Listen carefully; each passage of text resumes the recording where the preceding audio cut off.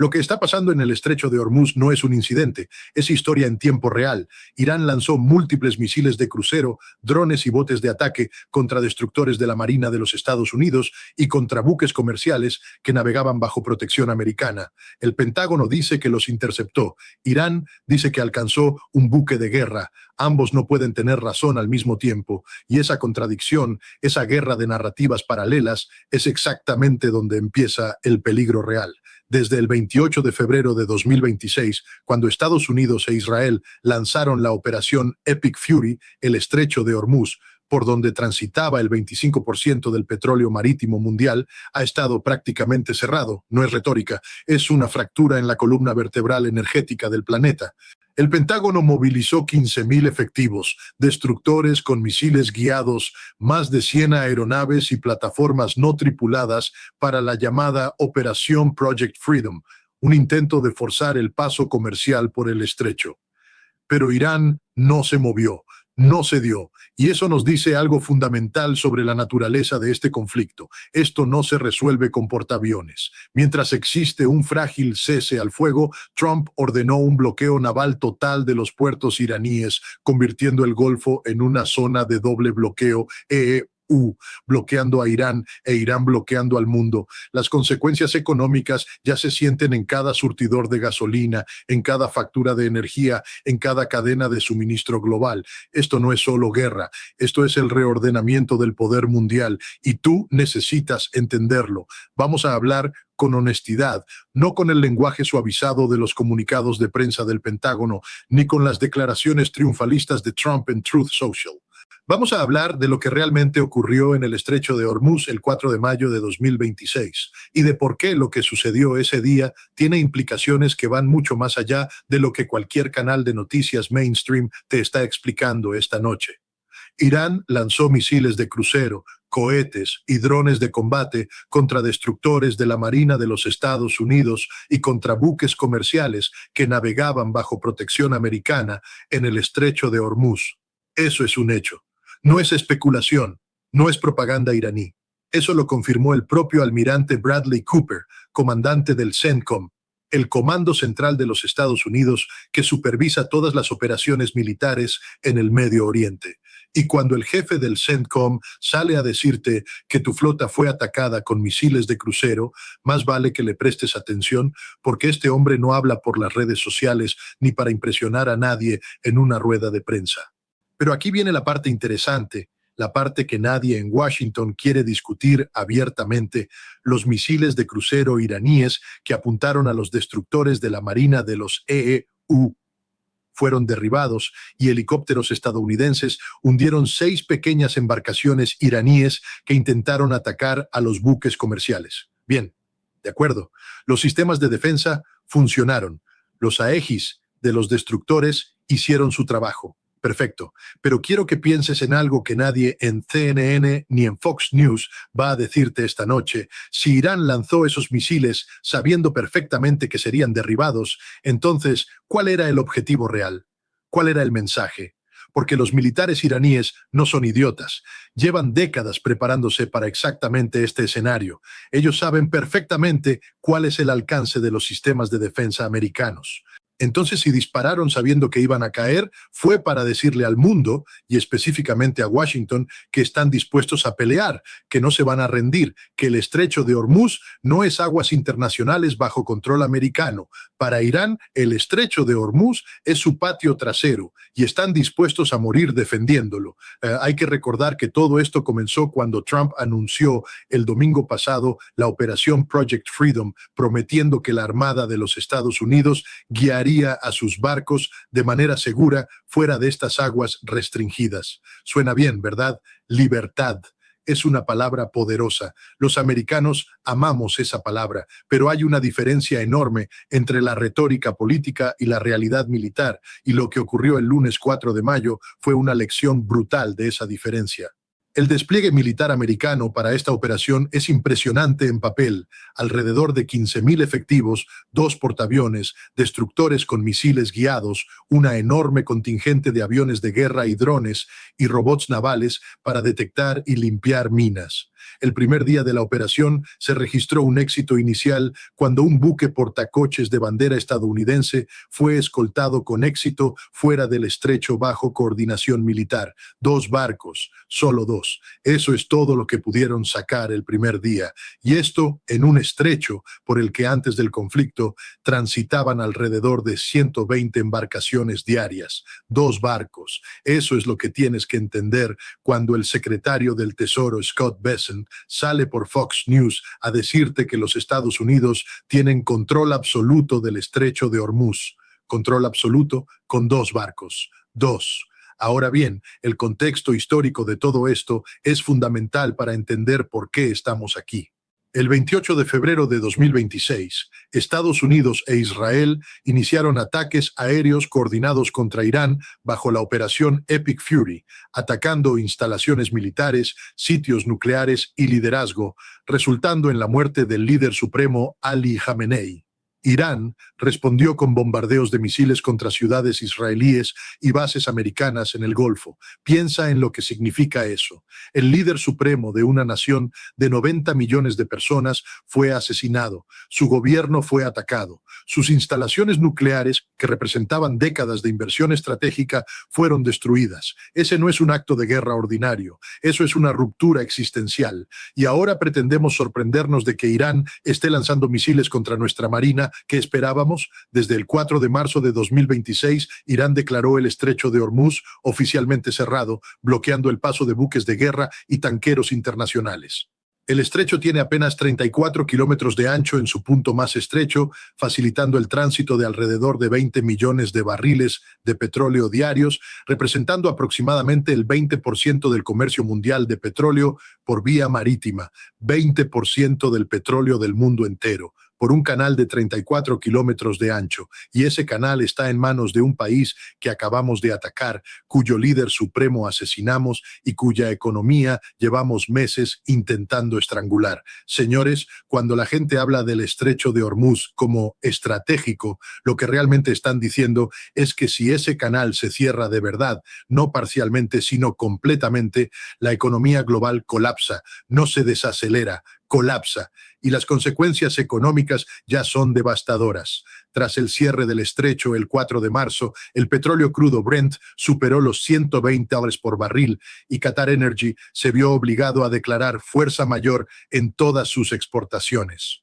La producción de petróleo de Kuwait, Irak, Arabia Saudita y los Emiratos Árabes Unidos cayó colectivamente en 6.7 millones de barriles diarios para el 10 de marzo y en al menos 10 millones de barriles por día para el 12 de marzo. ¿Entiendes lo que significa eso? 10 millones de barriles diarios fuera del mercado de la noche a la mañana. Para dar contexto, cuando la OPEP recorta producción en 1 millón de barriles, el mundo entero lo siente. Aquí estamos hablando de 10 veces es eso, y eso se siente directamente en tu bolsillo, en la gasolinera de tu esquina, en el precio del aguacate en el supermercado, en la factura de luz que llegó este mes, más cara que el mes pasado.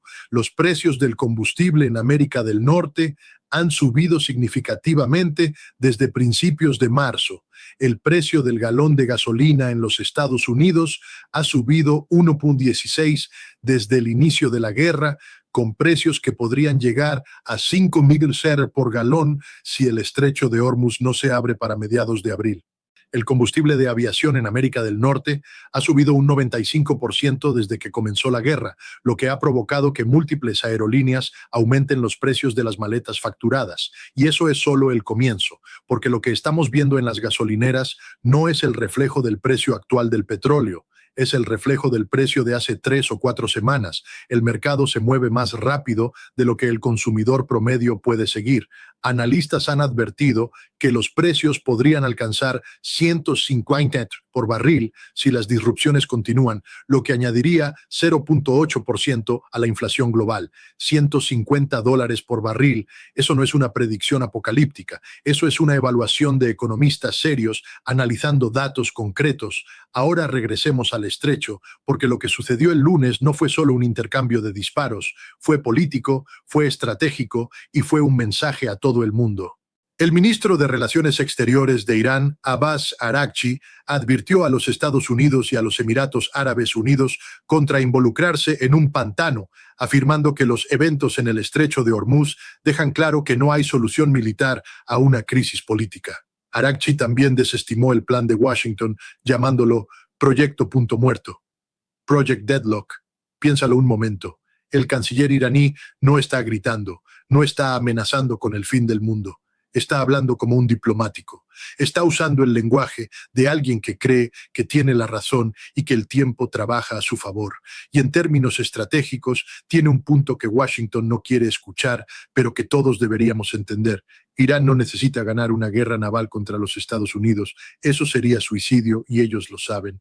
Lo que Irán necesita hacer es exactamente lo que está haciendo, mantener una percepción de riesgo lo suficientemente alta como para que el tráfico comercial no regrese a niveles normales. No necesita hundir un portaaviones americano, necesita asegurarse de que los capitanes de barcos comerciales, las compañías de seguros marítimos, las empresas navieras y los mercados de energía crean que pasar por el estrecho de Hormuz es un riesgo inaceptable. Y en eso, francamente, está teniendo éxito. Según la Organización Marítima Internacional, hasta 20.000 marineros permanecen atrapados en aproximadamente 2.000 embarcaciones en el estrecho de Hormuz. 20.000 marineros, 2.000 barcos atrapados. Eso no es una crisis humanitaria menor, es una catástrofe marítima sin precedentes en tiempos modernos. Y luego tenemos la dimensión que los medios norteamericanos prácticamente ignoran, lo que está ocurriendo con los aliados regionales de Washington.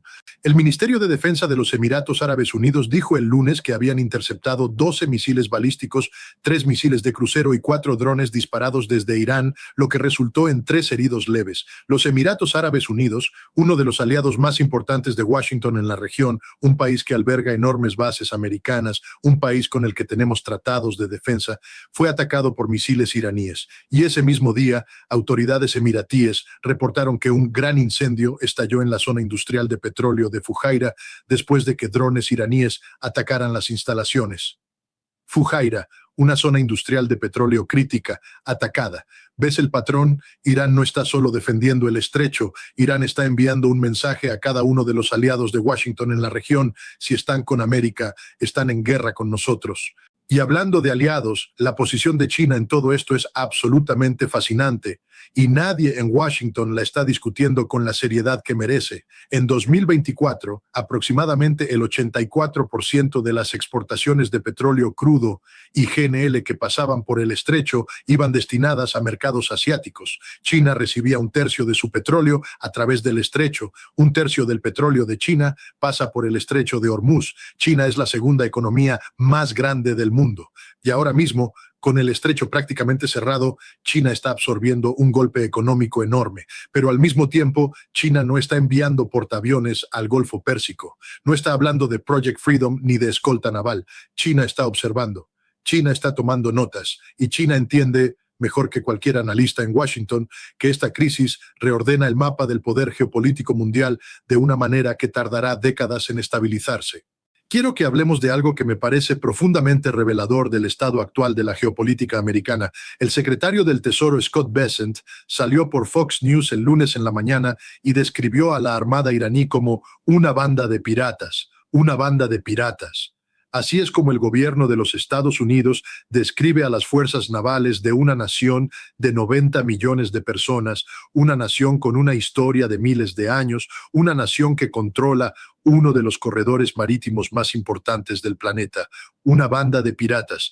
Yo les pregunto, si la Armada iraní es una banda de piratas, ¿cómo explicamos que esa banda de piratas cerró el estrecho de Hormuz durante más de 2 meses, paralizó el 20% del comercio energético mundial, hundió o dañó docenas de embarcaciones comerciales, lanzó misiles que el ejército más poderoso del mundo tuvo que interceptar con sus mejores sistemas de defensa y puso de rodillas la economía energética global? Eso no es una banda de piratas.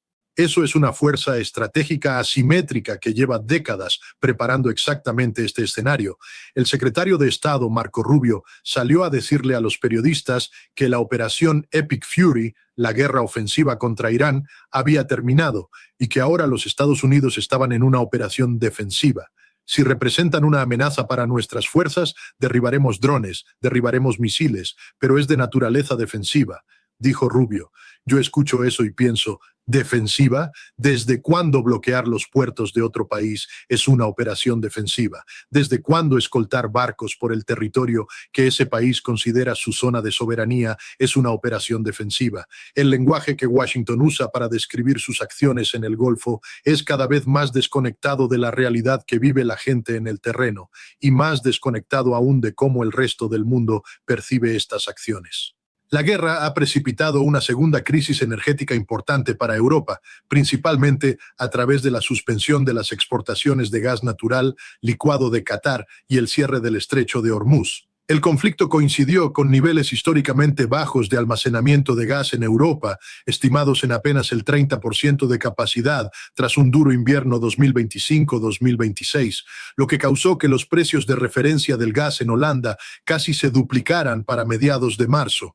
Europa, la que ya venía golpeada por la inflación pospandemia, por la guerra en Ucrania, por los problemas de suministro energético. Europa ahora enfrenta una segunda crisis energética en 3 años. Y la respuesta del Banco Central Europeo fue posponer sus recortes de tasas de interés previstos, lo cual significa que las hipotecas, los préstamos empresariales y el crédito al consumo en Europa van a costar más. Lo que pasa en el estrecho de Hormuz llega directamente a las familias en Madrid, en París, en Berlín y también, aunque con un poco más de amortiguación, a las familias aquí en los Estados Unidos. Hay una pregunta que he estado guardando para este momento, porque es la más incómoda de todas. ¿Qué significa para el mundo que el ejército más poderoso de la historia no haya podido abrir un canal de 34 kilómetros en más de 2 meses? Piénsalo, 2 meses. Con portaaviones, con destructores Aegis, con F-35s, con drones de última generación, con 15.000 efectivos, con la mejor tecnología militar que el dinero puede comprar.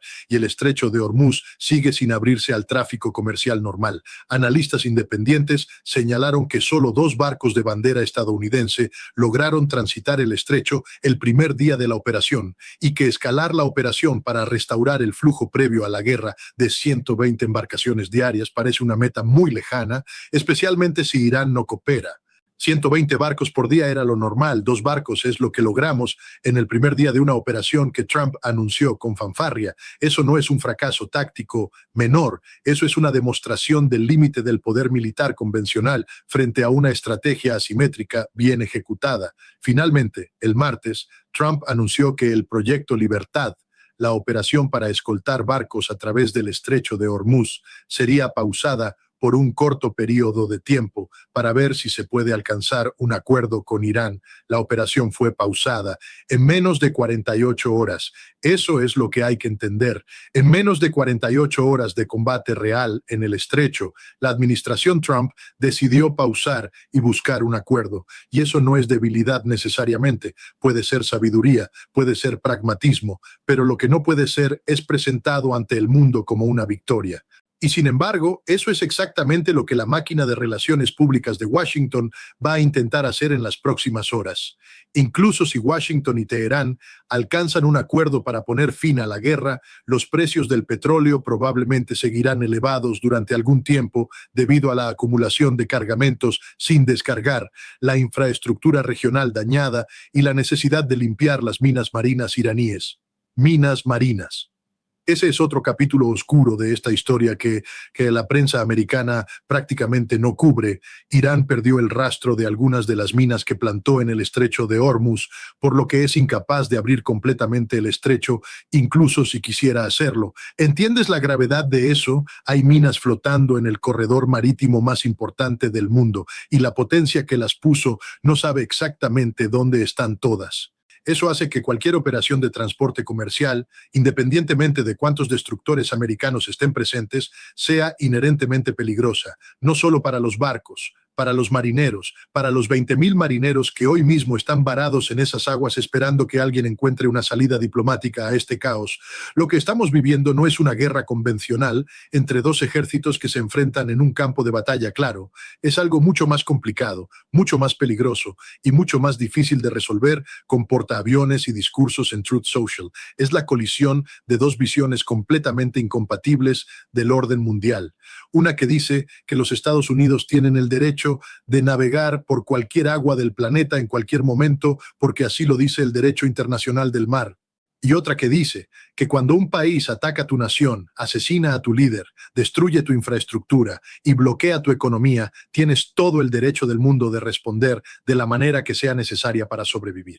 Y esas dos visiones están chocando ahora mismo a 34 kilómetros de ancho bajo el sol del Golfo Pérsico con misiles de crucero, drones, helicópteros y 20.000 marineros atrapados en el medio. Eso es lo que está pasando. Eso es lo que nadie en horario estelar te está explicando con esta claridad. Y eso es exactamente por qué sigues aquí escuchando esto.